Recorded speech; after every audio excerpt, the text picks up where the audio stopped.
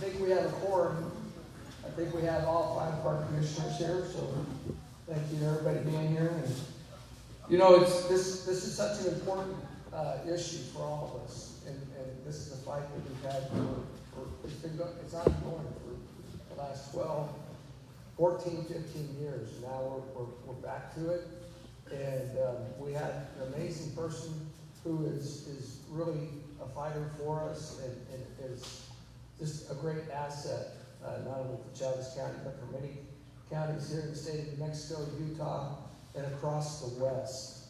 And so I'm going to do a quick bio for Ms. Byfield. Margaret Byfield serves as an executive director of American Stewards of Liberty, a private property rights organization founded in 1992. American Stewards works directly with local communities to help protect the continued use of the natural resources, the production of food, fiber, and energy, and access to the land. Margaret is a natural resource policy expert.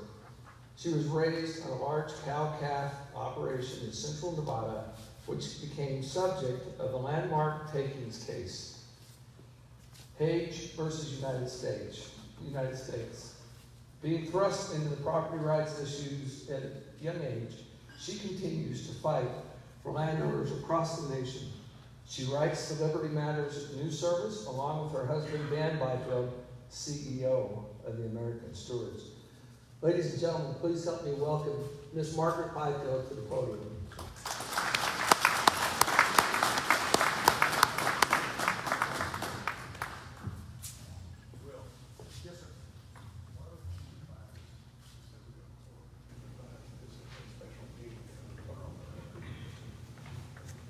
So I apologize. This is a special meeting of the Chavez County Board of Commissioners. We do have a quorum here, and this is on the record. So thank you for that, Commissioner Zell. Thank you, Commissioners, and thank you all for being here. I have to say, I've been speaking all across the nation really recently on this topic that we're going to talk about today, but this is kind of special because I have never talked before a flag this big. This is awesome. This is really like, when I walked in the room earlier, I was like, wow, that is great. It's very impressive. It speaks very highly of all of you here. You know, American Stewards has been very fortunate. We work with a lot of counties across the West. But I have to say, when it comes to the really big fights, the ones where you need counties and landowners that aren't going to duck the big fight, Chavez County. We can always count on Chavez County. And we have won a lot of really good battles over the years. We fought the Dune Sagebrush Lizard, won that. Lesser Prairie Chicken round 1, we won that. We're going to have to go another round on that one. You know, the BLM 2.0 lawsuit that we filed against Obama's grazing regulations, that was another huge one. It's just been, you know, when we've looked for our warriors, we looked to Chavez County, and you guys always step up. So thank you very much. We really appreciate that and appreciate working with you. Additionally, though, unfortunately, I come with a little bad news because we're going to talk about, with the new administration, a very important agenda that he has initiated that has been pushed and designed by the radical environmental organizations. And so, you know, it's something I hate to bring bad news, but I'm going to have to bring a little bad news, and good news too, because we're doing a lot of good things to fight it. But I want to give you a little background first. American Stewards is a property rights organization, and as Will had mentioned, I grew up on a cow-calf operation in central Nevada. We were about 1,100 square miles is what we ran on. It was private property, and it was a lot of federal ground, a typical Nevada ranch.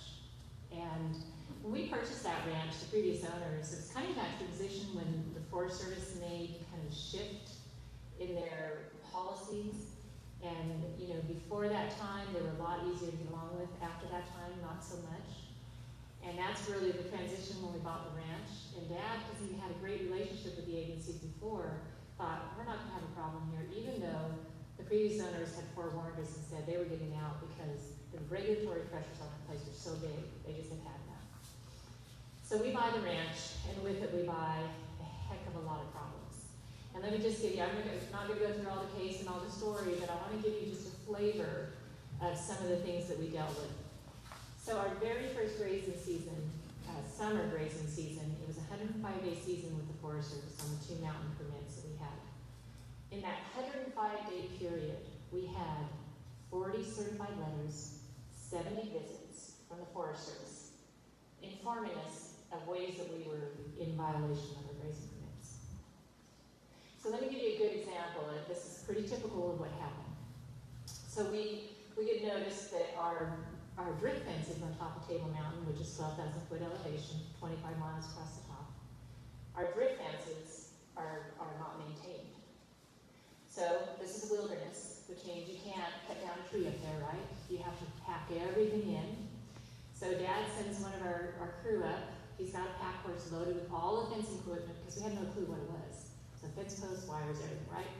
Takes a day to go up. These are single file trails. A day to ride the fence across and a day to come back down. And he hands Dad this blue flag that the Forest Service had very nicely flagged where the problem was.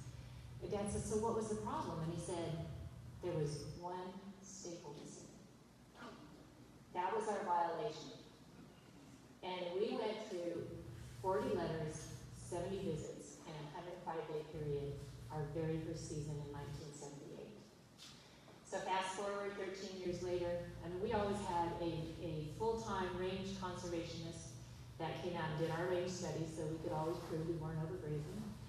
We always had an attorney that we had hired who was fighting our administrative appeals. And then finally, in 1991, we filed the first ever federal lands grazing takings case. And what my parents really wanted to prove or get decided once and for all is what did we own and what didn't we own. And fast forward again, 27 years later, we won the case at the claims court level. It was overturned by the appellate court, the DC Circuit, with 3 judges who overturned the case on technicalities, standing and rightness. Never got to the property rights issue. And then the Supreme Court didn't hear the case. So that kind of ended our journey with that case. So it was a long trail. It was a long go.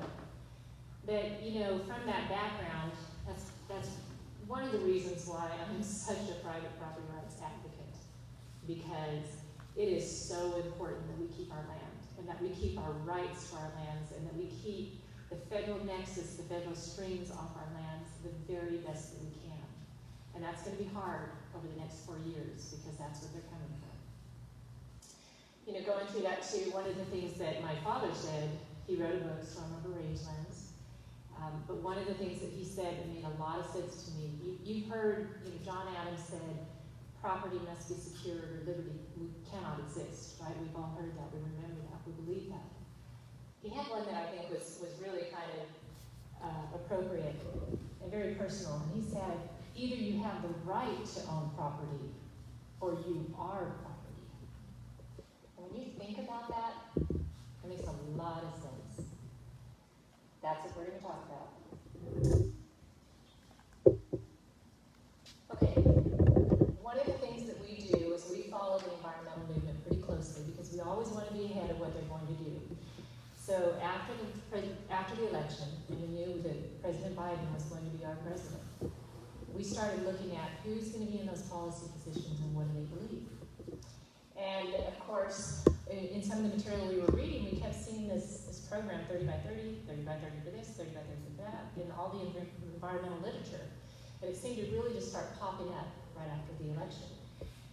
And so we started diving into it to see, well, is this something we need to pay attention to? And we found that in the last session, there was a Senate and a House resolution for 30 by 30. And it was co-sponsored by then Senator Harris and then Representative Hoagland.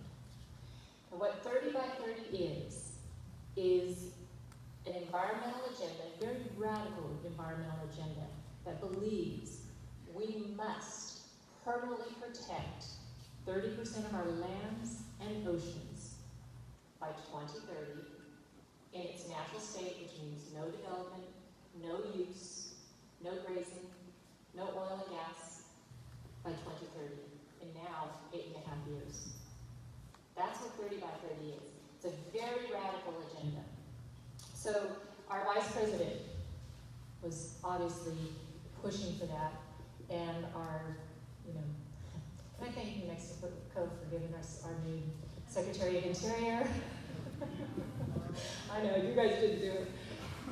And we knew that she was the nominee for Department of Interior, which has so much control over our land use, particularly the federal lands, but also all lands because it also oversees the Endangered Species Act.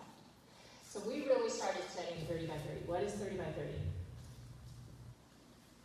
Also, Senator Udall is really the key proponent of this. And it's interesting because there were only 10 senators that signed on to this resolution in the Senate, and only 5 in the House. So it's not a popular concept. It's not something that a lot of us really believe in. The key is now all their people are in power, and this is the agenda that they're pushing. So as we really dove into it, it all led us to this study put out by the Center for American Progress called How Much Nature Should America Save? Center for American Progress is a very progressive left organization. Tom Daschle, Bloomberg, Soros, you name it, they're the proponents behind this. And this has been kind of their policy-driving nonprofit that they've been pushing. And so in this report, this is what we really studied to learn. What do they mean by 30 by 30? What can we expect? Here are the important kind of premises of this report. This is what they believe. They believe over 1 million species will go extinct worldwide in the coming decades, including 1/3 of all U.S. species. Now let me just touch on this right now. There is no science behind this. What these people use and call science are models. So in other words, they say, we're based on these assumptions, we believe, the model tells us we're going to lose 1 million species.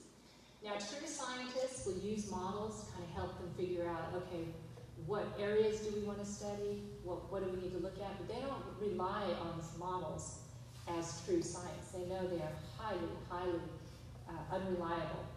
These people are relying on models to come up with this idea that we're going to lose 1 million species.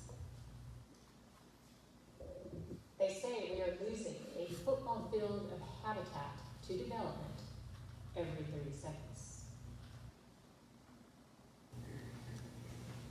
The 2/3 of this development is occurring on private lands, and we have only permanently protected 1% of those lands in America. And that only 12% of U.S. lands are currently permanently protected in its natural state. The other thing that's key to understand about this report and this agenda is the lands that they are targeting are the high biodiversity and productive lands. That's where the species are. That's what they want to preserve. Okay, so we dug into 30 by 30. It's the day after the election. We write this report, Liberty Matters News Service, and so we put a story in that said, remember cattle free by 93? Here comes 30 by 30. And really we did it because we thought we better get our people aware. At least it's on people's radar. So if we see this thing coming, we can start jumping on it, right? So I thought we were really ahead of the game. Well, January 27th. You guys remember the climate crisis executive order? This is the one that shut down all oil and gas. 57 pages. There's so much in this executive order to be concerned about. This is one of the reasons that 30 by 30 kind of slipped under the radar. In section 216 of this 57-page report, this is what the President says, that the Department of Interior, Secretary of Interior with other agencies, shall submit a report to the task force within 90 days to achieve the goal of conserving at least 30% of our lands and waters by 2030. Now, unless you've been studying 30 by 30, you probably missed this, right? What does that mean? However, the same day, the Department of Interior gives us a little more clarity on what 30 by 30 is. So what you saw in that previous screen, that's all the executive order says about 30 by 30. Not a lot of detail, right? Okay. Department of Interior tells us a little bit more. So they issued their fact sheet same day, which is part of the White House, part of the government. And in this fact sheet, you're gonna recognize a few things. They say approximately 62% of the land in the U.S. is in its natural state, but we are losing a football field worth of it every 30 seconds. And we're losing 1 million species, 1/3 of those species in the U.S. And that only 12% of the lands are permanently protected. So when we saw the executive order, that language, we saw the fact sheet, we thought, oh, we know what this is. This is 30 by 30, right? Here it comes.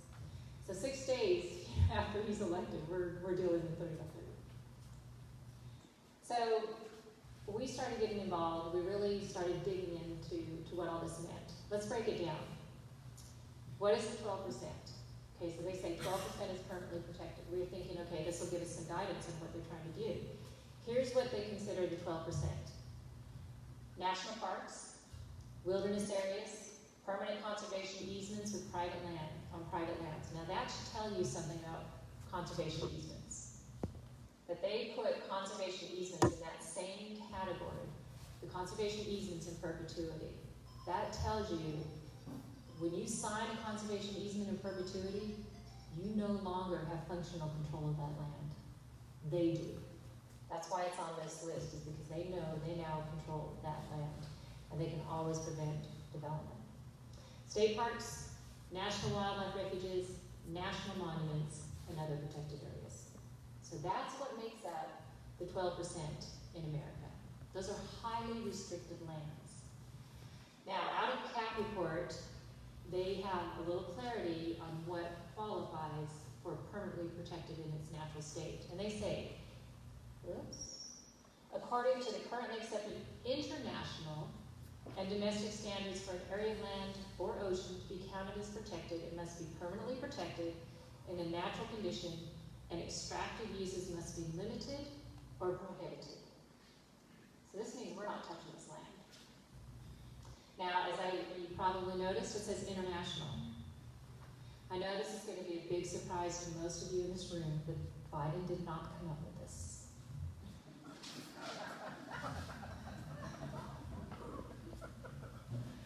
This is an agenda that is being pushed worldwide by the environmental organizations. So you can Google Canada and 30 by 30, and you'll see all the stuff that's being pushed on Canada. This is an international push. So I want you to keep that in mind, because it really, I find it very amusing that Biden is saying this is a locally driven agenda. He wants to put this in at the local level with local input. It's an international agenda. You guys didn't come up with this. And well, neither did we. All right, so how much land is 30%? 2.2 billion acres in America, according to the Congressional Research Center. There's a couple different figures on that. You'll see some different figures. 30% of that is 681 million acres of land. 12% is 272 million acres, so the gap is 409 million acres. So they want to take 641 million acres, or 681 million acres. Now, the federal government already owns 28% of our nation. 28% of the land is already owned by the federal government. But remember, not all of that is permanently protected in its natural state, meaning no use. So they're not talking about the block of federal lands, they're talking about some of that. But they're talking about either making that more restrictive, and there's a huge target on private lands as well. Now this is really fun. You always like to check their math, right? We work with a really great attorney who Chaves County has worked with as well, out of Arizona, Norm James. And so he ran the numbers, he did the math. So we're losing a football field every 30 seconds is what they say. That's about 3,000 acres a day, which is 1.1 million acres a year. So we're talking in 10 years, 11 million acres. So why are they trying to take 681 million acres? I mean, this is their math. This is their premise. They're trying to take 25% more land than what they say we're losing to development. So is this really about conservation, or is it about control? Now, National Geographic Graphic is one of the key environmental organizations that's really been pushing 30 by 30 internationally. And so they did a great story, explains it all in depth. And they came up with this map. The little box is what 12% looks like, and the big box is what 30% looks like. It's a big chunk of our nation. Now, one of the things that is in the executive order, 14008, is Biden, and you will hear this repeated probably for the next 4 years as we're dealing with this, that this is going to be locally led, and he's working with landowners and all the stakeholders. So in the executive order, it says the Biden administration will work to achieve this 30 by 30 goal by supporting local, state, private, and tribally led nature conservation and restoration efforts that are underway across America. Now, Secretary Vilsack is the one who's really had to step out in front and start explaining the program, because one of the things, so this is it went in executive order January 27th, and the first local government resolution opposing this, I think, was February 16th out of Garfield County, Colorado.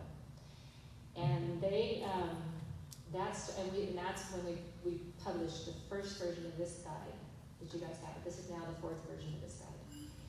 And we published that, we put it online and made it free for download.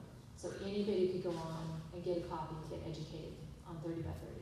We started spreading the word. And as it started spreading, there became a lot of pushback. And now you get all these local articles coming up about this huge land grab. And so it really started creating this narrative that I don't think they were ready for. Because what Secretary Vilsack has been having to do is come out and explain how taking 681 acres or conserving 681 million acres is not a land grab. And what I love about that is he has to say it's not a land grab to explain it's not a land grab, right? So we totally framed the debate already, which is pretty fun. But he wants to assure us that they have no intention of this being a land grab. All right? So we know what they say. We've read what they're very little about what they're planning to do, because there's very little details. But what are they doing? Right? That's how you really know what the agenda is, right? Okay. So the executive order is signed January 27th. February 11th, Department of Interior did something very interesting. And this is before Deb Hoagland is the Senate confirmed secretary. So the acting secretary took this action, which is really unprecedented. I was on a policy panel with our former Secretary Bernhardt for Department of Interior, and he noted that the transition period between the new administration and the old administration, they were very, very organized, and the actions that they were taking early was very unprecedented, and this is one of them. So the acting secretary issues Secretarial Order 3396. 3396 revokes one of Barnhart's secretarial orders, 3388. And what that order did, so last session, Congress fully and permanently funded the Land and Water Conservation Fund. If you're not familiar with that, that's where the agencies are given money for federal land acquisitions to go out, buy land. That is now permanently and fully funded. So when they passed that, they gave the Secretary of Interior the ability to set policy on how those funds would be distributed. And what the Trump administration did is said, okay, when we spend this money, we must, if we go to acquire private land in any county or state, we must have the consent of the states and local governments. The Biden administration on February 11th revoked that. Now remember, this is locally driven, and they just want to work with you. But they take away one of the key protections that we have, which is our county being able to say, hey, we don't approve of this federal land acquisition in our county. They take that away from us. So they early on started clearing the hurdles. Now we read a publication, it's Energy and Environment News. It's a very good environmental publication. We read it. It always gives us the environmental perspective, and it's actually good reporting. It's not like the New York Times. They actually do report at E&E News.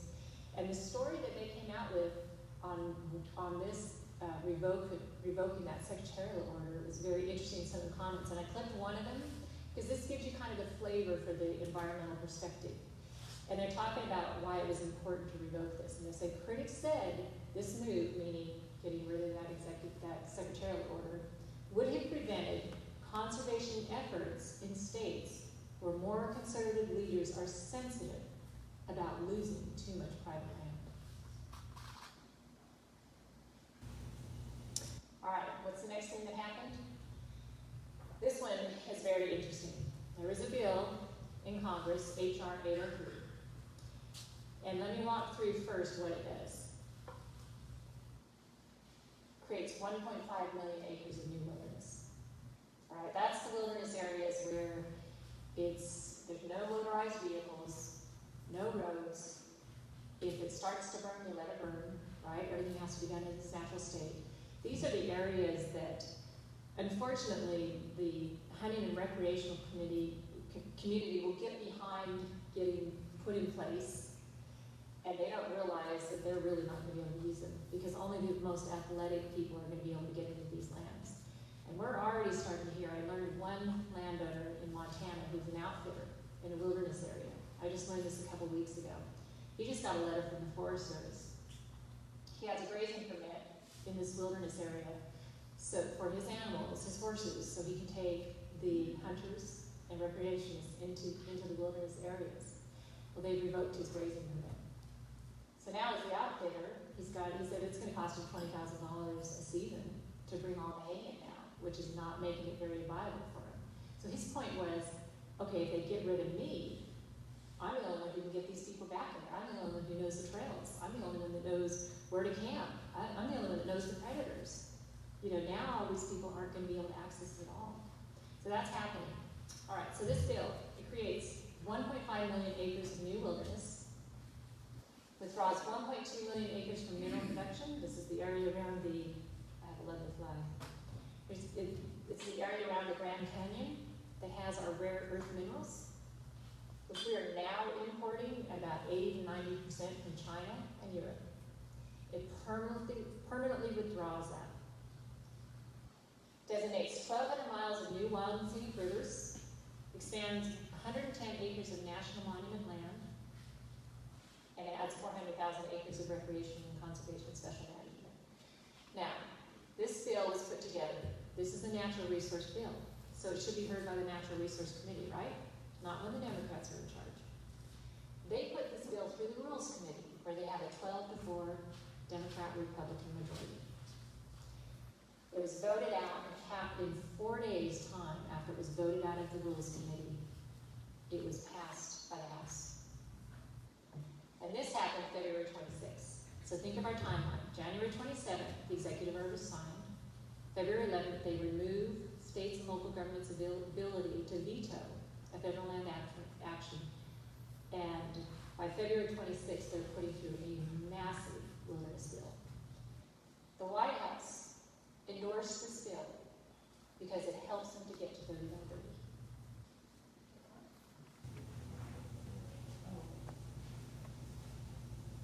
I also want to walk you through how this bill, who the sponsor is and how this all came about. So Representative Paget is from the Denver area. She represents Denver, Colorado. That's her district. That's her district in the whole state of Colorado. Little tiny area. Lots of people. The pink area, so in this part of the bill, her portion of it designates 500,000 acres as wilderness in the pink area. She doesn't represent that area. And of course, the representative who does opposed it. She's been trying to get this done. This little area passed for 17 years. She's had that bill sitting there. Now it's her moment. But what's illustrative of this that I want you guys to really pay attention to is this is who we're fighting. The people who are pushing 30 by 30 do not own the land. You guys do. They're not talking about conserving their land. They're talking about conserving your land.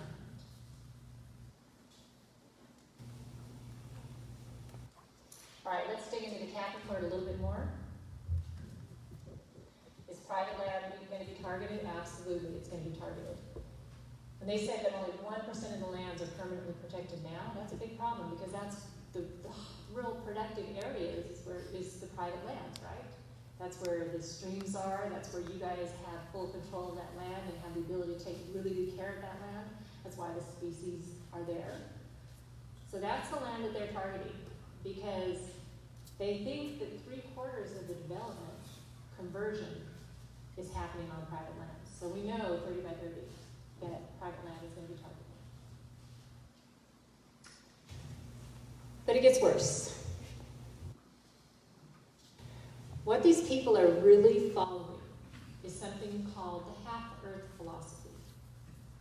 It's a legitimate philosophy that the environmental community fully supports. And they believe that in order to save society, to save our world from this climate crisis that we're in, we have to save half of our Earth, permanently protected in its natural state. It's the half-earth philosophy. So what the CAP report explains, goal number 8, is that 30% is a really good start.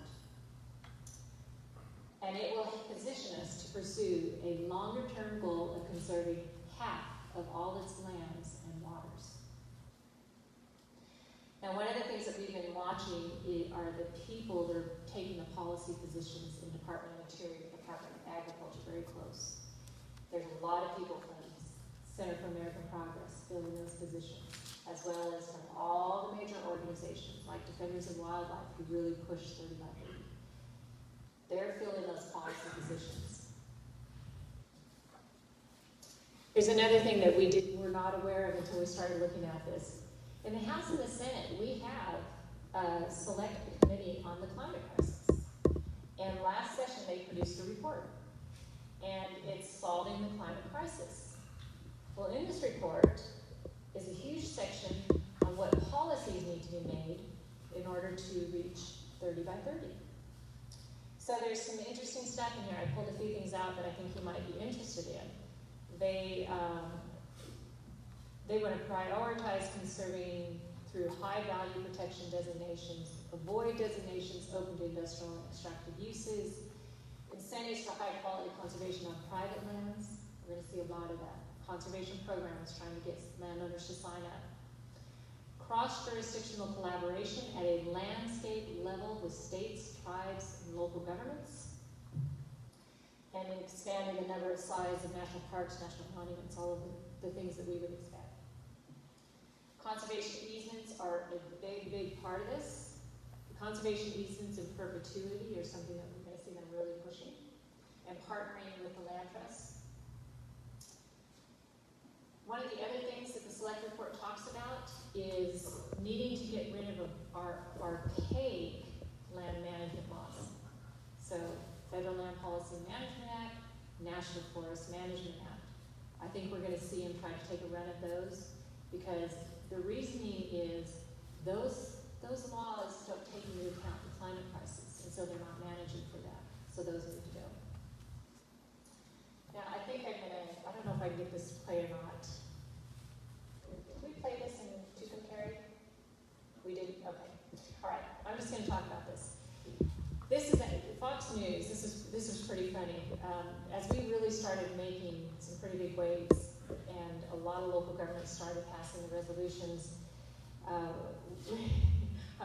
just finished an event in Rapid City, South Dakota, and I was in the airport getting ready to jump on the plane, and the office sends me an email and says, Fox News just called and would like some information. So I called the reporter and visit with him, and he said, I'm trying to pitch this story on 30 by 30. Is there anything you'd send me? So I sent him our guy and said, I'll call you from the next stop because he said, I'll have some questions. So call him at the next stop and he said, already submitted the story, have everything I need, I'll let you know if we run the story. Well, he does.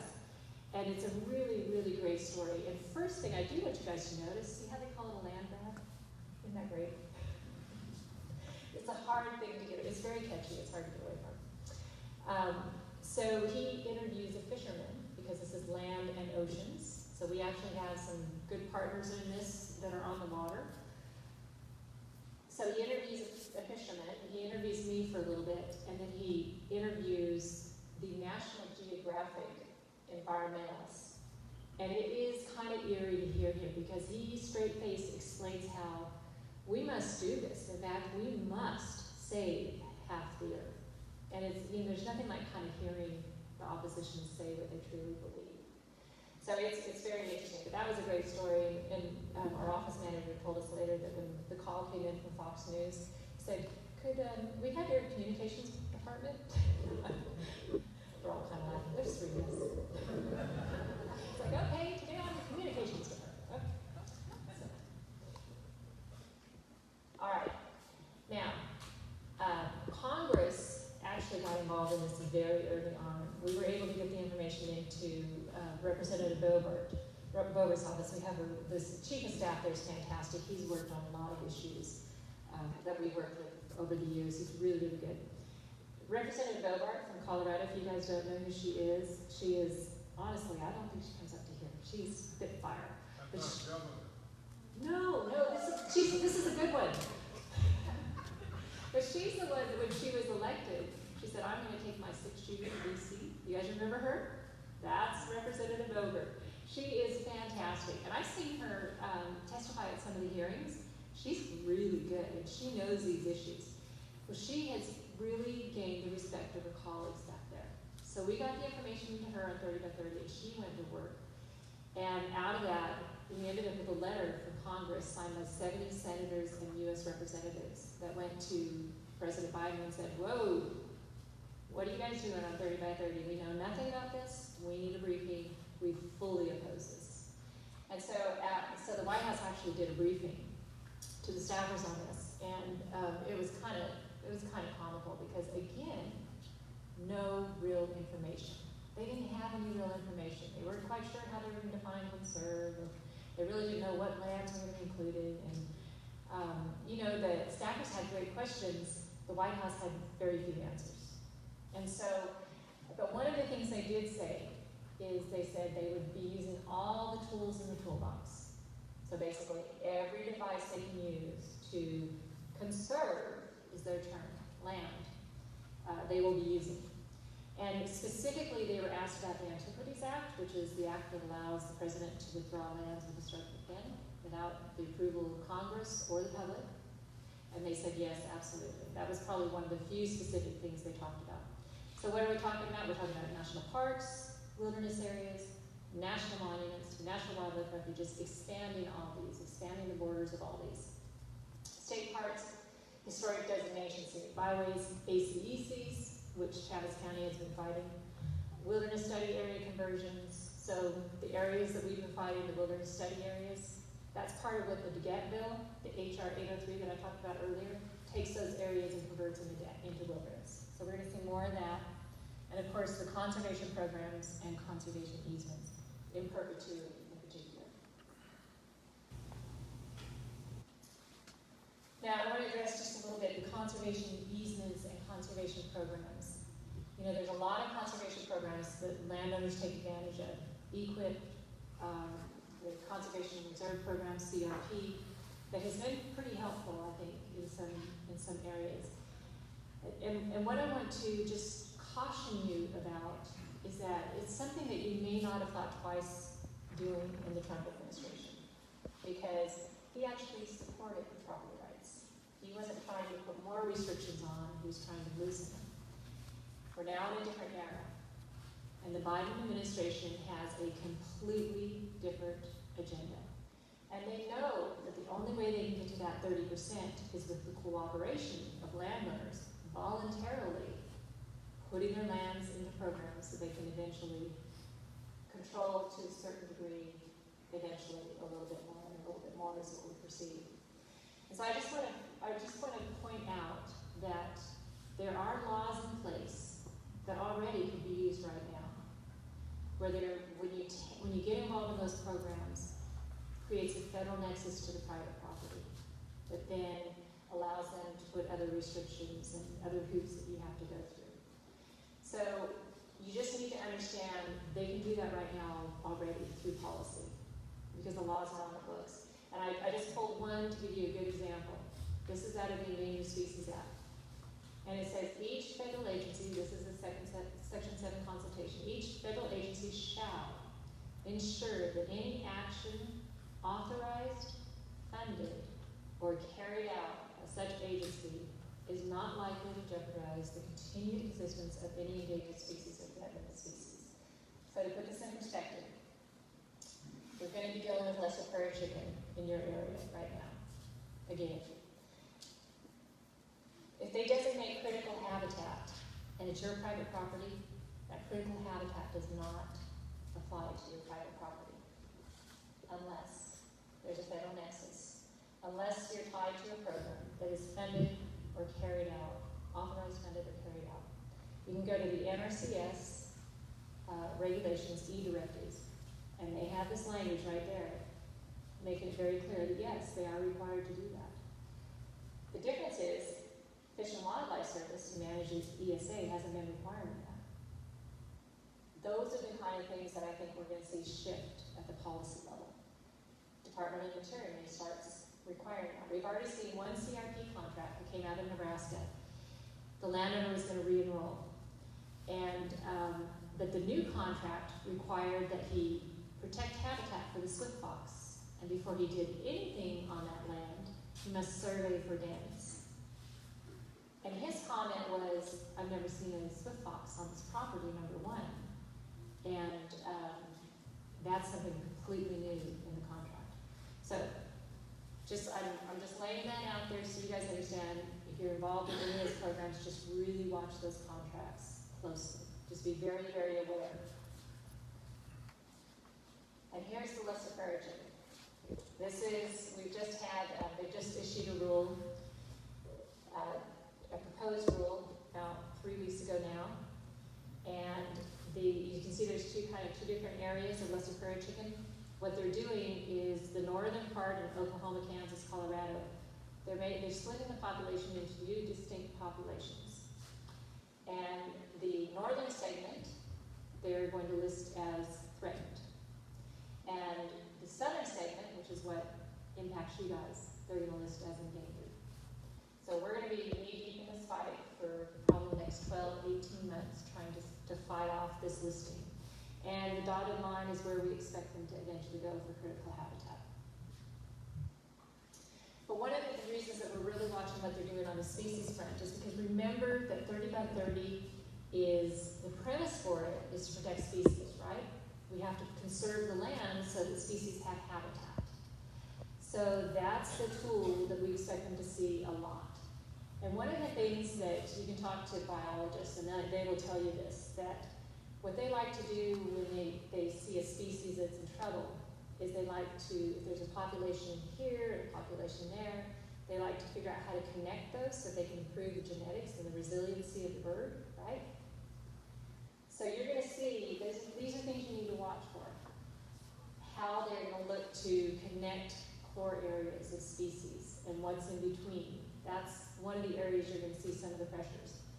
Wildlife mitigation corridors is another thing that we're seeing in their literature come up a lot of things that they want. So, you know, you guys have been dealing with the wolf. You have the Mexican wolf. Colorado just voted to have the wolf in Colorado. It's already up in the northern states. They have been wanting for a long time to connect that wildlife corridor for the wolf and other species.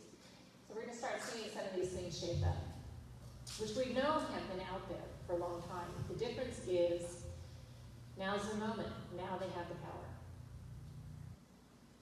Now this is something else that I just wanted to make you aware of. The 12% that I talked about comes from the U.S. Geological Survey's Gap Analysis Project. So they track the restrictions on lands.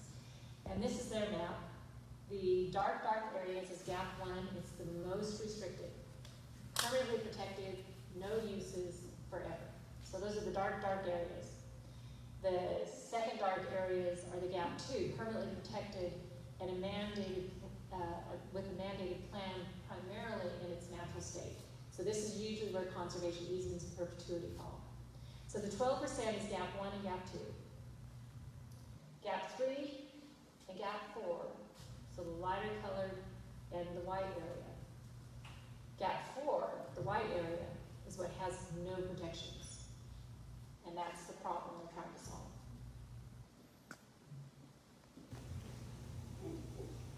This is a little bit of a bigger picture. Can't really see the outline, but you guys can figure out where the next step is there.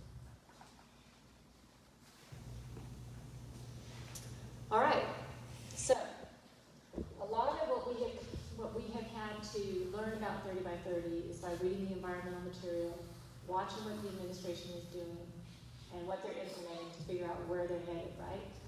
Well, remember the executive order, he directed Department of Interior to issue a report, an implementation plan of what 30 by 30 was going to look like. So that was provided to the National Climate Task Force, and the task force released the public version. And I say public because we don't really buy that they really don't know what they're doing. They know exactly what they're doing. They're not telling the public. So the public version is called, well, there's a couple things that are really important. The first thing that this public version does is it rebrands 30 by 30. It is now to be called America the Beautiful. So you guys know what crowd that is playing to, right? That's the urban crowd. And really there's very, very few substantive things in here that you can say, oh, okay, so that's what they mean. Very little in there. It's all rhetoric.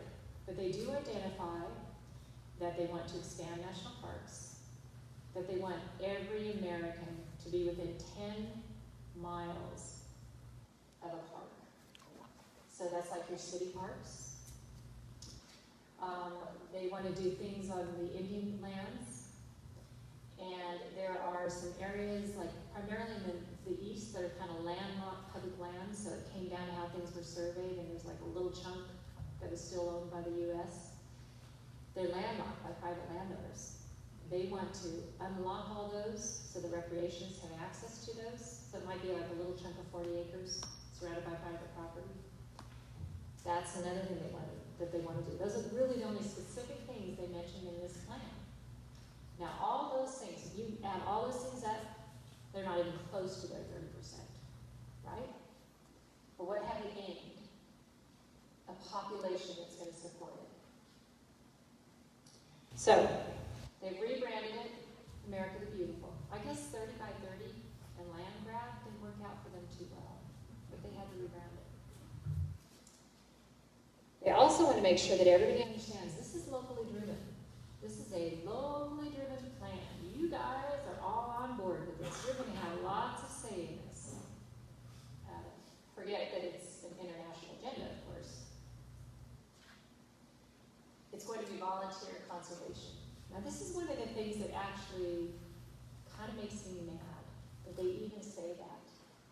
To say that it's going to be volunteer, and we're going to be respectful of private property rights, like that's a concession, right?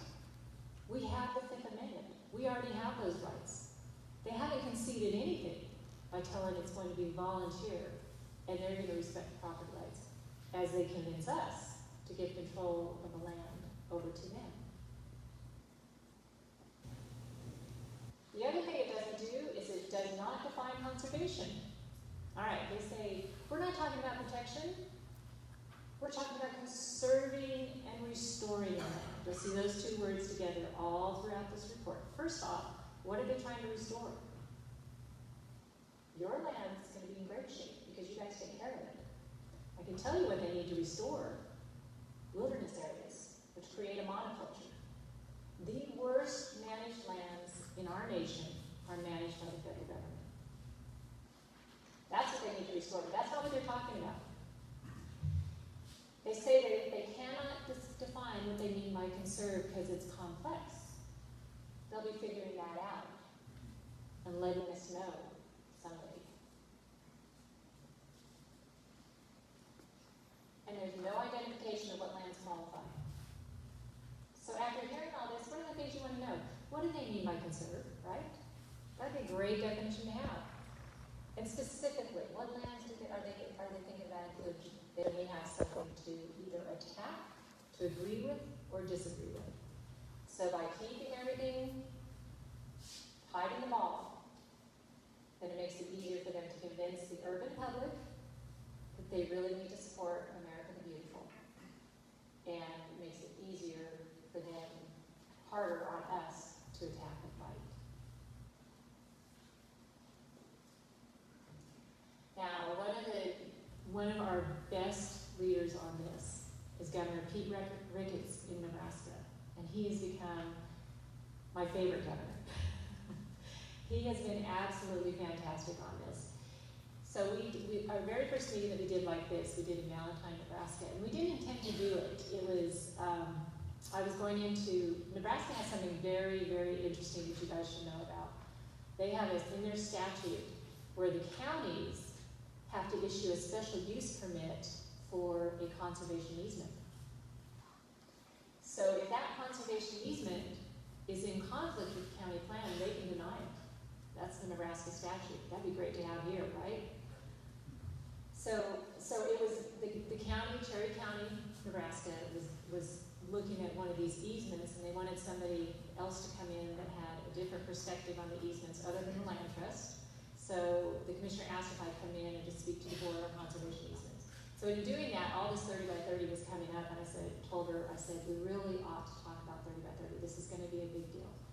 And so in advance of that, she said, well, let's see if we can visit with the governor on it too. So we got the guide into the governor. 4 days after we got the guide into him, he came out with a statement saying, oh no, Nebraska opposes this 100%. We are not on board with this. And then a couple days later when I was in there, met with him face to face, and he is fantastic. I mean, he's such a can-do person. And went in there and asked, will you leave a letter to the other governors and help educate the other states of what's going on 30 by 30? He says, sure. So we've ended up with a letter signed by 15 governors because of Governor Ricketts, that he went to all those states and got them to sign on opposing 30 by 30. And that letter obviously is not to the president. But when America the Beautiful came out, he had, I think, the best statement on this. So I want to read it. While the report states that 30 by 30 will include voluntary private measures, at least in part, this reassurance is not enough. If the Biden administration really believed that voluntary measures worked, they would leave conservation efforts to the states and private landowners instead of pursuing a national strategy that imposes goals written by federal bureaucrats. Isn't that great? That is a fantastic statement. And one of the other things that he points out, okay, so Governor Ricketts right now, in fact tonight, he's doing a town hall meeting in Nebraska. For the last 3 weeks, he's been going into every rural community and saying, be careful of the conservation programs, be careful of the conservation easements. Here's what 30 by 30 is, we've got to protect Nebraska. So he's the one on the road in Nebraska educating you guys, which is just amazing, I think. But one of the things that he points out is Nebraska was rated, I think, in the top 6 of the best conserved states, had the best natural resources. And I think Nebraska produces most of our beef, or has the highest number of beef that they produce. It's a 100% agriculture community, and they are 97% private. So they're ranked 6th. And he likes to point out that President Biden's state, which he was senator of for so many years, Delaware, is like 45th. And so his point is, why are we going to have him manage our lands? We clearly do it better. All right, I want to wrap up a little bit of where we are in 30 by 30. Some key points that you guys need to understand. First off, there's no authority for 30 by 30. That is critical. The president cannot unilaterally decide that we as a nation are now going to conserve 30% of our land. He doesn't have that authority. Congress does. Congress has not said that. That is not the policy that Congress has set. So he does not have the authority to do this.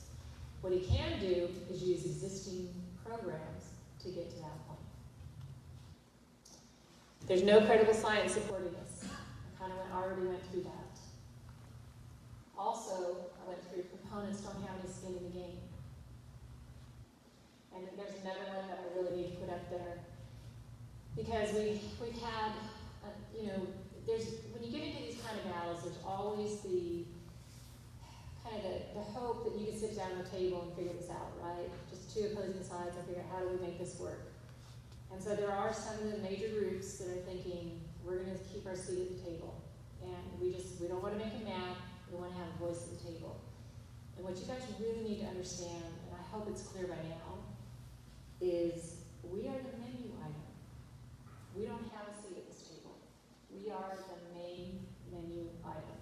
And as I was telling some of the people earlier, this is not a moment for Chamberlain, this is a moment for Churchill. And that's really the mindset we have to have on this. I like the screen because now I get to talk about what we're doing. And you've already seen a little bit of it, where we've had Secretary Vilsack has had to come out and start defending that this is not a land grab. They were very quiet on this until we really started making a pretty big wrestle. And they started getting a lot of questions and pushback. And then Vilsack came out and starts explaining why it's not a land grab. So the local government resolutions, we got those rolling, and they're being passed all across the nation. Chaves County, of course, has passed their resolution. Otero, Socorro, Catron County, those are the 4 in your state that have passed it. We need to get more going. The reason that is so important is because remember the messaging from the opposition. This is locally driven. It's going to be really hard for the White House to say this is locally driven if there's all these resolutions coming from local government saying, no, we don't want it. So that's a really important message. The 70 U.S. congressional members that signed the letter, I talked about that. They actually did a second letter that they followed up from that White House briefing, and it's a fantastic letter. It really tears them apart for having absolutely no substance and giving Congress no details. The 15 governors, I already talked about that, that Governor Ricketts led. And the other one is really key is the Nebraska and Kansas Attorney General have sent a letter to the White House and said, we are going to watch you closely for federal overreach on this one. And then the most recent action is there has been a bill filed in the House and in the Senate that is the 30 by 30 Termination Act. And the House one was led by Representative Boebert. It has 25 co-signers on it. And the Senate version has been sponsored by Kramer out of North Dakota and Marshall out of Kansas. Those are really important to have there. One of the cool things that's in this bill is that it says that the government cannot acquire any more lands in states that have more than 15% federal lands already. Would that be a beauty to get in? So the thinking behind this, as I understand it, is they're not thinking they're going to get this passed. But if we do get a majority in a couple of years, this is sitting there ready to go, just like HR 803. For the website, right? It's ready to roll. So these are the districts that have signed on. The green are the senators. The red are the representatives that have signed on, co-sponsored this bill. We don't have anybody out of New Mexico yet signing these. I'm not thinking your senators are going to. That's not waste the energy, right? Although it would be kind of a fun conversation.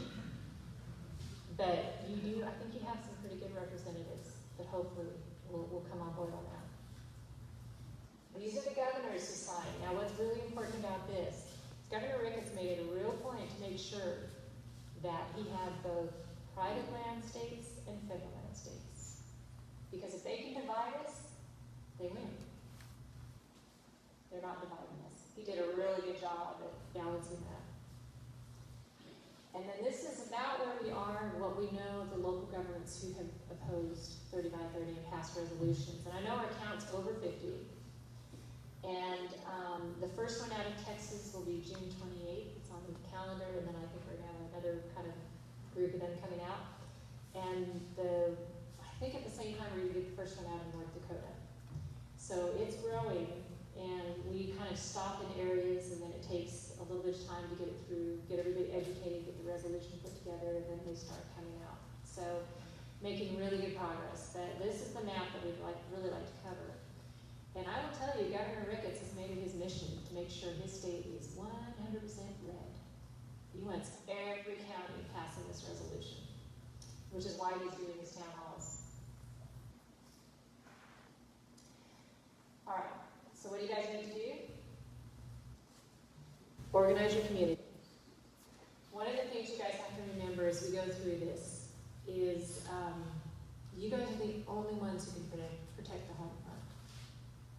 you guys live here, this is yours to protect. You've got to protect your home front. You already had the county standing up and opposing this and taking the lead on this. And you guys all need to keep eyes and ears open. Be aware of what programs may come in, like Lesser Prairie Chicken. We've got to be watching that very closely. Any other conservation programs that are coming in. You know, we're seeing kind of the old programs that they tried to get through 20 years ago are coming back on the horizon, and they're trying them again. So think back, what did the environmentalists try to do 20 years here? Those old plans are still there. Be watching for those kind of things to come in. And I hope that we gave you enough information on what we're seeing them do so that you guys can be alerted and aware of that. That is so key. And of course, support your counties, because I know the Chatham County, they're going to fight this. And you guys have to support them in that battle. The Guide to Fight, the one that you have in front of you, you can download it anytime. We are doing regular updates to it. This is version 4. And it's free to download. Get it, distribute it, get it to your associations. If you are in a different county and your commissioners need it, get it to them. But it's free so that you can distribute it as broadly as you need to educate. And I think I've hit probably hard enough. The local government resolutions are really important. We have to send a message to the White House that this is not locally driven and it is not locally supported. Their idea of locally supported is that the environmentalists that live in your community agree with it, not the landowners.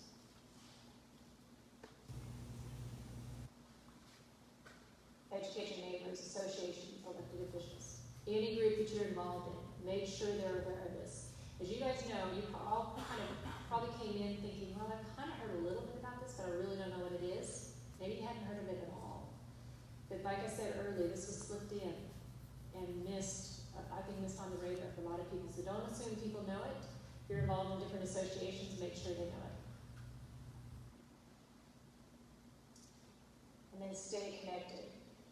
So we produce the Liberty Matters News Service. This is a bi-weekly news service that we put out. We don't swamp you with a lot of emails, but we try to just give you guys the key information that you need to stay in front of these issues. We understand you guys are out taking care of the land every day. You can't sit behind a computer instead of the environmentalists like we can and what's coming. So that's what we do with Liberty Matters News Service, is digest that for you so we give you the key information you need. And this is where we're keeping you updated on 30 by 30. So make sure you're signed up for that. That's going to be key. And if you can join us, we are contribution supported. We're supported by contributions by people like you. And help us fund this fight. That would be greatly appreciated as well. So there's a proverb that I think is really appropriate for this fight. It's one that I've always loved, but for this fight I think it's very appropriate. The horse is prepared for battle, but the Lord will deliver the victory. And why that's so important right now is because when you look at a battle like 30 by 30, you think, my gosh, how am I going to fight this, right? This is big. That's not what we're called to be thinking. What we're called to do is to fight for what we know and believe is right, to fight for our community, fight for our neighbors, and do what's right. And when we do that, and we take on the right battles, He is with us, and He will deliver the victory. That's what we're promised. That's what we can count on. So don't ever let any of these things feel too big. They're not. But we have to play our role.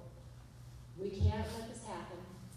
We have to get in the fight, and we have to protect the home front. So you guys have to do your part here. Nebraska has to do its part. Montana has to do its part, which is one of the reasons why I'm traveling all over, is to make sure everybody is educated. And then, one of the things that we're doing through the Liberty Matters News Service is like on a bill like H.R. 803. When a bill comes through that is trying to implement the American Prairie Preserve in Montana, we're going to be sending an alert out, and we're going to want you guys in New Mexico to call your representatives and help stop that. Even though it's not here, it's in Montana. And when it comes to here, the Montanans are going to make calls for you. And that's how we're gonna beat this. We've gotta watch Congress very closely for the next couple of years and make sure they're not slipping stuff in. You guys have to watch the home front for any programs that may kind of bring that in and protect your home front. And so, together we fight this. And always remember we're all alone. So thank you for the invitation to be here. Thank you for listening. And I'm happy to take any questions, if that's appropriate.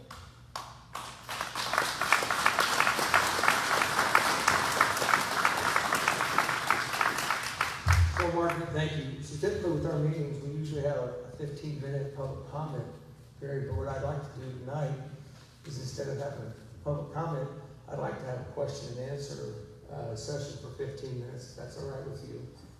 And if you would, if you have a question, please stand up, state your name and your address, and then give your question to Miss Margaret.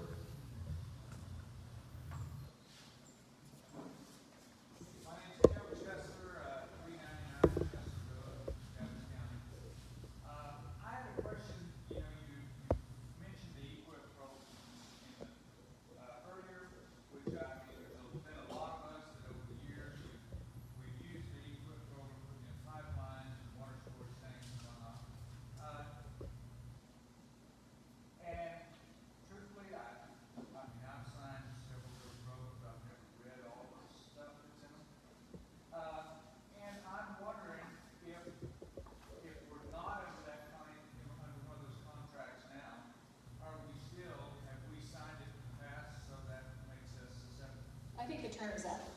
I think you're good. It's going to be either if you're in one right now or if you sign up for one. We have heard of an existing conservation CRP, a landowner that, because originally I was thinking, okay, so existing contracts, what can they really do? Because it's hard to change that contract, right? But, when I pointed out in the ESA, they can do it. They can trigger the federal nexus really anytime they want. And, but I think that if that is done, if that term's over, I think you're fine. That's just I'm not an attorney, so you do want to check that with an attorney, but that's my understanding. It's really the existing program, and then the new ones, watch these contracts carefully. But the landowner I was going to tell you about is in Michigan, and they have some land put in CRP. It's kind of in the middle of their property. And so every year, they just take the riding lawnmower and they just mow a little path along the edge so that they can walk to the other side of the property, right? Never had a problem with it until this year they told her she could no longer do that because it's in CRP land. So we're just going to see more of that stuff happening. And that's kind of how it starts. They really are selling the conservation programs big. They're throwing a lot of money at it. They're increasing the amount they're paying per acres. You'll see, Vilsack is really pushing the conservation easement side, the conservation program and easement side. NRCS is doing a lot of partnerships with land trusts, big partnerships with land trusts, and a lot of government money is going to the land trust right now to sign up the conservation easements in perpetuity. And I think they're going at it from that angle because that's the only way they can get to the property right, the private property. The federal lands, we know what they're going to do. They're going to try and eliminate multiple use. They're going to try and expand wilderness areas and parks and just keep shutting down more and more use on the federal lands. That one's pretty easy to figure out, right? Because we've been dealing with that for a long time. That's not a new game. But it's the private lands. I think we have to really be very careful about those programs. Yes, about a year and a half ago or 2 years ago, Fish and Game decided that they were going to put all of us in the court of El Salvador, Licking County. And we went to all the meetings trying to find out what was really happening. And come to find out, we were not going to be able to touch our own land.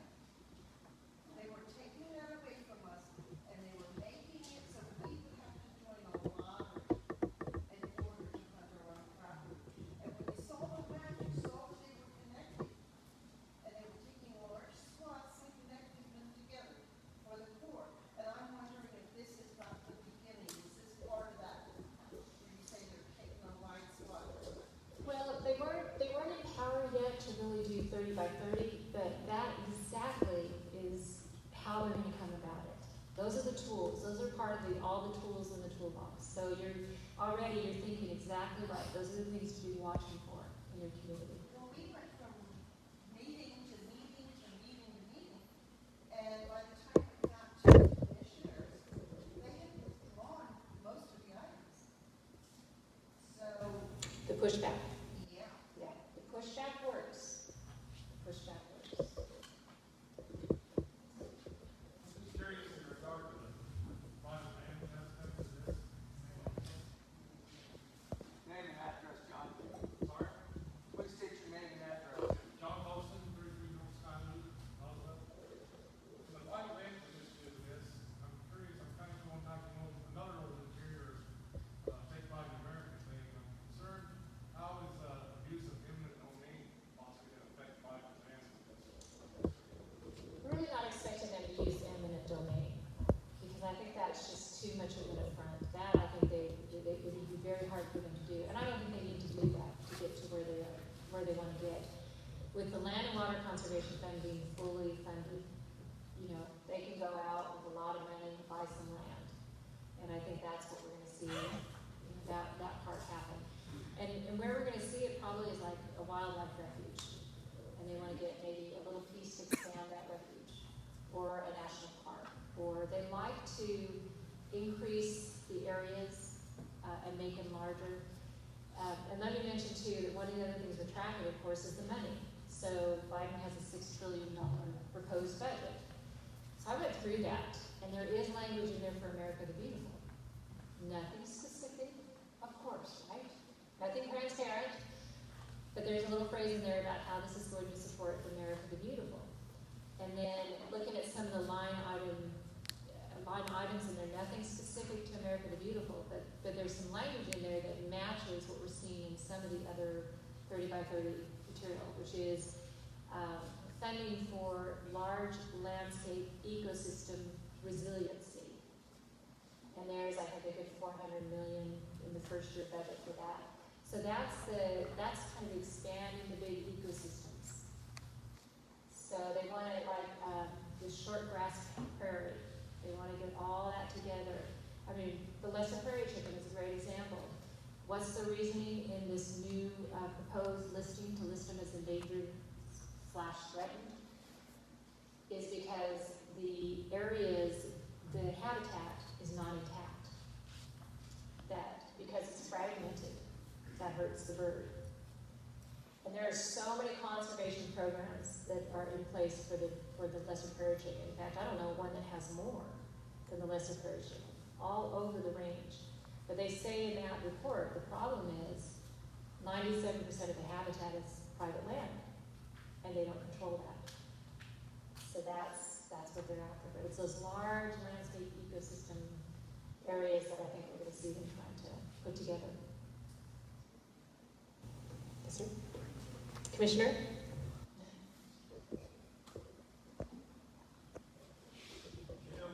Nexus means connection. It's Latin, and it's, Thank you. and it's legally, Turn in and ask. she's said it many times. Years ago, when I was on the Public Lands Advisory Committee, I was involved in the drafting of the Chatham County Comprehensive Plan, which is still in force. And we put a provision in the comprehensive plan that there would be no net gain of federal lands. Is Chuck Schmidt here? Because I don't want to say anything without him. Okay. So, in our comprehensive plan, which the BLM signed off on, we said if the federal government required any land that acre per acre, it goes, something else goes back to private. As a county commissioner, I want to protect our property taxes, and despite what the feds tell you, TILT does not cover what we would get in property taxes otherwise. And run Chaves County like a business, and so we have to protect our income. And so anytime they chip away at the acres that are in our tax base, we lose money. So it's in the comprehensive plan. They signed off on it. We have trouble making them adhere to it. This was, this may be 8 or 9 years ago, before I was even on the commission, when I was on the Public Lands Advisory Commission. I don't know how much money BLM spent. I've still got a, I don't know, 4x4 glossy map of the parcels of federal land that they thought were appropriate for disposition. That's when they condemned things out of the ACPC Sand Ridge. But they have not disposed of anything. And we've got a deal, they signed off on it, but we have no way to enforce it. And so that's why, as Margaret said, that's why public input is so important. We've already done a resolution. Everybody needs to do a resolution. Everybody needs to write to their congresspeople. At least one.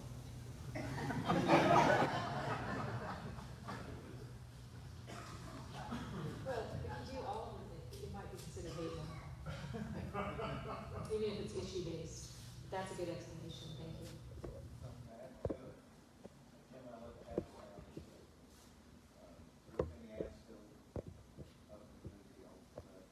We were in a meeting last week on Bureau, and they've already taken a ranch in another part of the state, Rio Rico County, that's a big block last week. And I said that they took it. There it is. Was it willingly? Huh? Was it willingly? And because I was involved in drafting the no net loss of private land in our comprehensive plan, it has dawned upon me in the last several years that we need to amend that, because there is nothing that would stop George Soros or somebody from coming in. My offered me something for our ranch that I couldn't turn down, and then given it to the federal government.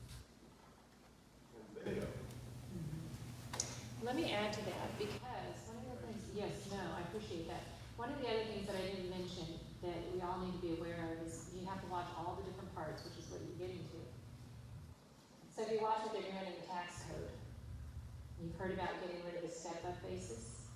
Oh, I was going to mention that too. Do you want to mention it? So they're getting rid of this, they're proposing to get rid of the step-up basis. That's what, when you pass your land onto your kids, when you pass away, you pass it on to your kids. That step-up basis allows the estate taxes to be significantly reduced with the intent the land is going to stay in the family, right? Your kids can keep the land. That's the purpose for it. They're talking about getting rid of that. So one of the ranches that we deal with in Nebraska did the math and said it would add $2 million to the estate tax that her son would have to pay. And she said, he'd have to sell the ranch. You either have to sell part of it or all of it. Or there will be a land trust willing to give you a conservation easement to preserve it in perpetuity for you, so you can get the tax break. So it's one of those things when you hear voluntary, is it really voluntary if they take all your options away? I'm going to get back. Okay. This has been the executive order of the American Rescue Plan. Everybody knows when you, under current tax law, when you die, your heirs get a stepped-up basis in your assets. The executive order that sets forth the American Rescue Plan, it does not specify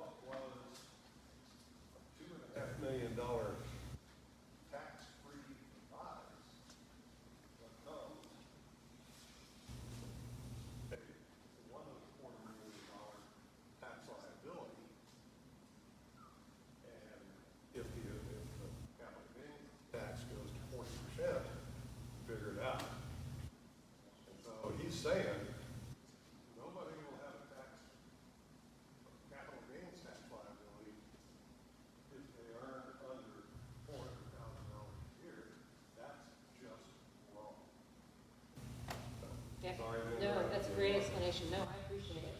I think I learned something too. Question?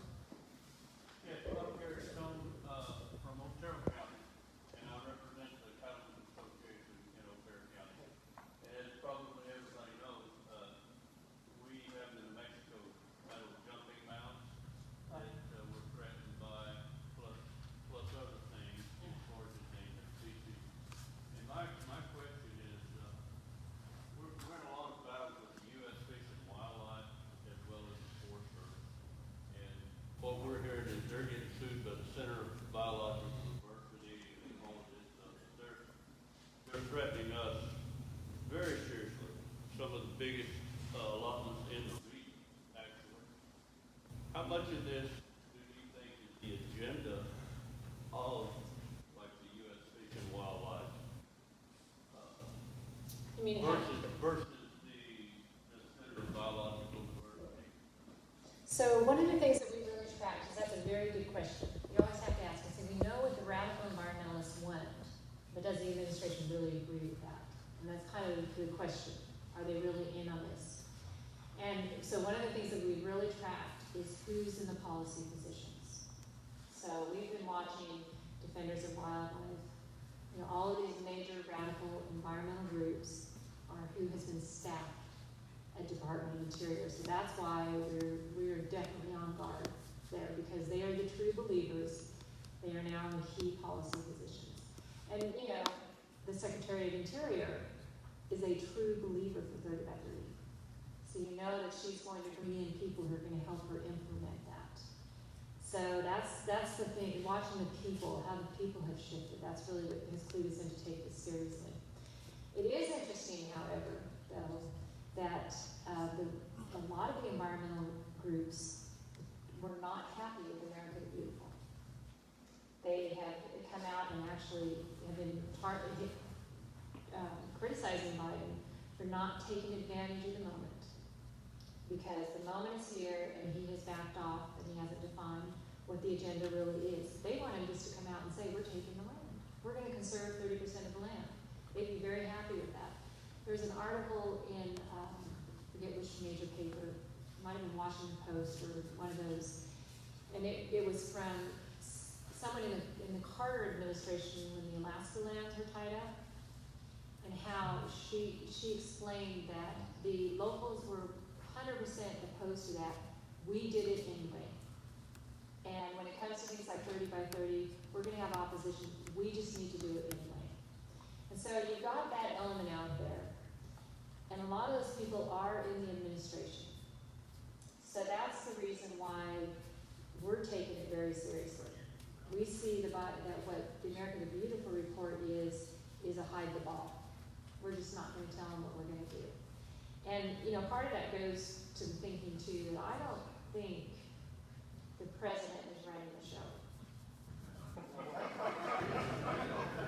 So, Well, he writes his own speeches, doesn't he?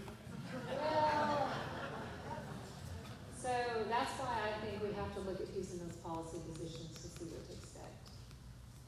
Lois, we got time for one more question. Yes, sir. Hey, Fred. How's it going? So, How are you? Doing all right. How far out from a county?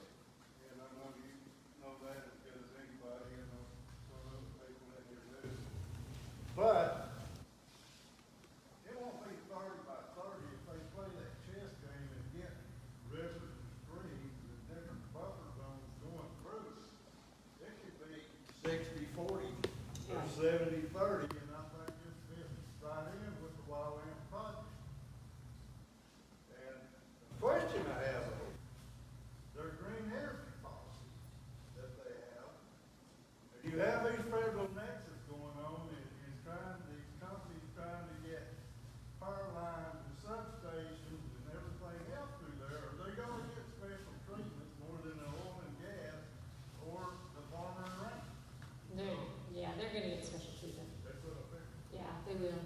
But it is interesting, the Lesser Prairie Chicken, the proposed listing, they identify as the greatest threat is the wind transmission lines.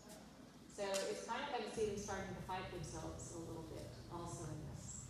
But no, that's a really good, now, and back to your point on the international part of this. So in the biological diversity treaty you were talking about, they actually had this in there, but the number that they used was 17%, not 30. So this is one of those ideas that's been out there for a long time, and that's why I say they've just been waiting for their moment. Now they have the moment. Yes, sir?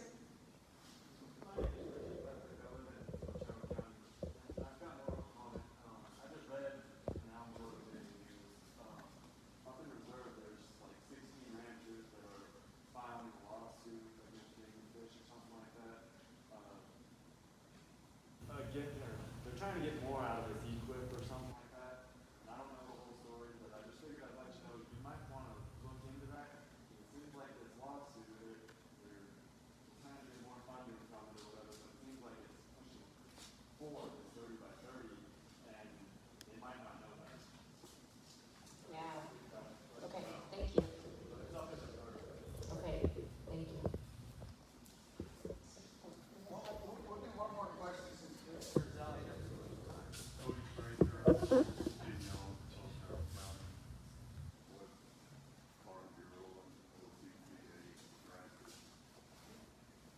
That pretty much kept the fear and eye on all that. All of my life, because the government took about half of our place for farmers. They're eminent domain. Can't have cattle and military exercises, too dangerous. This happened in the 50s. So they took the ranch away, and now they leave the grazing out to the highest good. So anyway, My question is, kind of a long experience that we've all been through together with, water stress that they've been doing up in the forest. one of the owners. Back there. Many meetings in the engineer's office. And the engineer comes out and sees where the Forest Service is building explosives, stopping the water, supply from running, admits that they have, built illegal diversions. and then through the process of Bureaucracy. 6 months later, they come and they rule that there is no depletion of water. when they depleted the water. So anyway, I guess the point I want to get to is that lawsuit that Judge Payne wrote on in 1978. it defined The Forest Service jurisdiction. and their responsibility. And if you go and read that lawsuit, It's very plain. the Forest Service responsibility, To manage the watershed with timber supply. and they are prohibited from managing species and habitat. Well, when Judge Payne wrote that, I believe he was the district. What judge? That was New Mexico versus the United States. It started out as the Members Valley versus the United States. And New Mexico Saw that that was a crucial, subject, so they decided they better get involved in New Mexico to the lawsuit. it went through Judge Payne. Judge Payne ruled in favor Of the state of New Mexico. and there again defined The jurisdiction and the responsibility of the Forest Service is what they were prohibited from doing. Of course, they appealed it, it went all the way to the Supreme Court. Supreme Court upheld Judge Payne's ruling. So, Like I said, everybody should go read that ruling. Because it's very specific. now the Forest Service is in direct violation of contempt of that ruling. So my question is, How do we pursue that?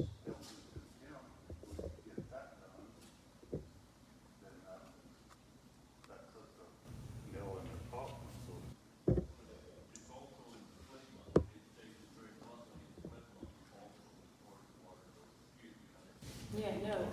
Well, I mean, I'll give you kind of a general answer, because I don't know all the specifics of that, but, and this is, having been in these fights for a long time, even my family's fights, what it really comes down to is you only have the rights you're willing to defend. So what gets very tiring and old is that we're having to fight the same battle over and over again, right? But that's just the world we live in. We only have the rights we're willing to defend, which means some of these things we're just gonna have to stand up and figure out a way to fight them, and defend that right. Not that that's gonna be easy, and I don't know what that's gonna look like in that situation. So I'm not an attorney, so I don't feel really qualified to talk about that. But as a general answer, that's really, I think, what we have to keep in mind. And I just say that, I've been there. We lost an entire ranch in court 27 years, so I can feel your pain. I wish I had a better answer. It may get old, just don't get tired. Yeah. The only way they can win is if we quit, if we don't fight. And if anything, I want you guys to understand, we've already made some big gains on this front. They were not expecting us to be organized and understand what 30 by 30 was. They were expecting them to get it in place before they had any kind of a fight on their hands. Well, it came early to them, and they don't like it. And if you really want to know that they don't like it, just Google American Stewards at Liberty and see how many hit pieces have been done on us lately. And you're known by your enemies, and so I think that it's been pretty good. They did not expect landowners to fight like this. One of those articles talks about how we use social media to contact people in order to get them informed, which I laugh. I'm not even on Facebook. They do not understand us. This is a society that does groupthink. And they don't understand how we fight. They don't understand that I can come here, give you guys the information, and you guys know what to do. They don't understand that. And that's why they can attack us, but they're not going to stop the fight. So that's what I want you guys to take away. We have already pushed them back. Already pushed them back. And we just got to keep laying this groundwork in the opposition and don't give up. What do you say? How many more meetings are there gonna be like this around the state? Whenever she gets invited, she'll be there. That's about it. We've got a fighter on our hands right here, and I spent time today with the New Mexico County's board of directors, and everybody's eyes are open, and they're looking at this now. And I would tell you that within the next 2 months, I would think that we'll probably have half of the counties in the state of New Mexico that have signed on to some type of resolution, because we've got their attention now, and they see what's going on. So with that being said, according to our agenda, where did Bill Williams go? Right here. You are the county manager. Do you have any communications? Yeah, I want to thank everybody for coming out. I want to thank Margaret for coming and providing us all this great information. I want to remind everyone there's plenty to eat back here. I want to thank Alfredo here from our county. He came out on his own time to videotape this and make sure we can put it on our website with a link, so if you want to follow it. Also want to thank Sharif, Bill Murray, she's back here somewhere, and my wife Tina Williams that put all this food out, so eat it up. Thanks again. Come to our meetings anytime. If anyone wants a copy of our resolution, contact me. Just go to chaviscounty.gov, our website. You can find my name and number, and be happy to help. Thank you. Thanks, Bill. Commissioners, any words of wisdom? Commissioner Dana. No, I'm just glad to see the crowd. We were kind of worried that people wouldn't be interested in this. According to this crowd, you are very interested, so we're glad to see you here. We, like I said, we passed the resolution, we're aware of it, but keep up the fight, like she said. Government, elected officials, they always look at us and say, yeah, pat us on the head and tell us to sit down. You guys are the ones that needs to fight down, take the fight and move on. Thank you. Commissioner Taylor, any comments? All I want to say is thank you for all of you coming out. Talk to your neighbors, friends, Commissioner Zell. Roy. I'm always sure there, who doesn't remember redneck rule. There he is. Mr. Bilberry. Good. He's always shorter than me. You know what? Thank you guys so much. And listening to Margaret, she is spot on with the things that are going on right now in this country. And so, you know, when you talk about the ESAs, Fish and Wildlife, and that BLM department, they have a big ass toolbox, I'm telling you right now, that they can use to try and run us over. Okay? And unfortunately, we have to take a stand. And as Commissioner Azell's wife, back there in the back of the room, Representative Azell can tell you that here in the state of New Mexico, she's an elected official that went through one of the worst legislative sessions that I have ever seen. That was not a legislative session. That was, you guys sit down and we're going to do whatever the hell we want to do. Plain and simple. And I appreciate you all fighting for us. And that's what we're going to have to do. We're going to have to fight so we can get that seat at the table. And so that's why we go out to Washington, D.C. I've got Commissioner Corn sitting back in the back row that I've spent a lot of time with out there in the Department of Interior. And we just put another resolution through our National Association of Counties trying to reform, and I use that word reform, the ESA Act of 1973. And that's almost a 50-year-old deal.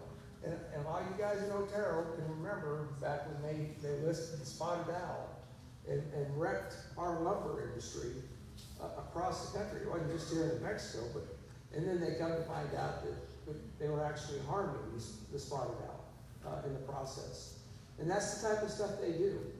And so, as Sarah Palin would say, you can put lipstick on that pig, but it's still a pig.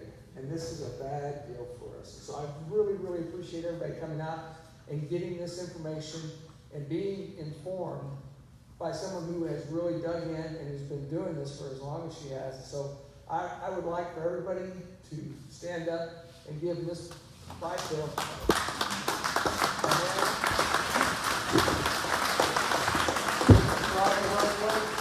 John Humboldt back there. This is an organization that is well worth giving a donation to keep this fight up for us. So thank you guys, everybody, for coming out. Mr. Dana, can I get a motion to adjourn? Okay, we got two of them. This meeting is adjourned. Thank you guys again for coming out. Really appreciate everybody. The questions that were asked.